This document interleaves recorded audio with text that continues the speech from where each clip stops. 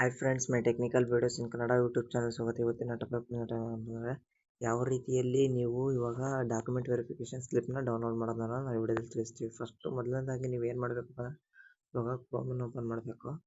ಕ್ರೋಮನ್ನು open ಮಾಡಿದಾಗ ನೀವು first search ಮಾಡಿ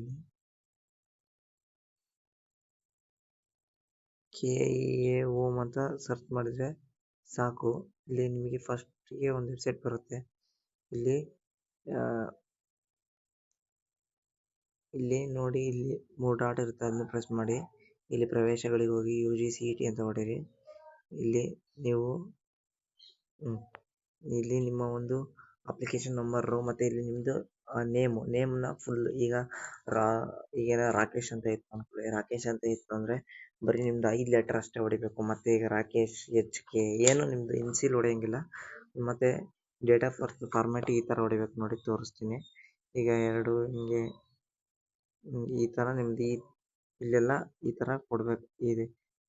ಈ ಥರ ಕೊಟ್ಟು ನೀವು ಫಾರ್ಮ್ಯಾಟ್ನ ಮಾಡಬೇಕಾಗುತ್ತೆ.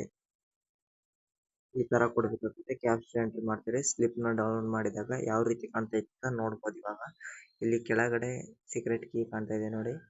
ಇಲ್ಲಿ ಕೆಳಗಡೆ ಸೀಕ್ರೆಟ್ ಕೀ ಇರುತ್ತೆ, ಮೇಲೆ ಅದು ಇದು ಇರುತ್ತೆ, ನಿಮ್ಮದೆಲ್ಲ ಡೀಟೇಲ್ಸ್, ಅಪ್ಲಿಕೇಶನ್ ಎಲ್ಲ ಡೀಟೇಲ್ಸ್ ಮೇಲೆ ತೋರಿಸ್ತೈತೆ ನೋಡಿ. ಈ ವಿಡಿಯೋ ಇಷ್ಟ ಆದರೆ ಲೈಕ್ ಮಾಡಿ, ಶೇರ್ ಮಾಡಿ, ಸಬ್ಸ್ಕ್ರೈಬ್ ಮಾಡಿ ಫ್ರೆಂಡ್ಸ್.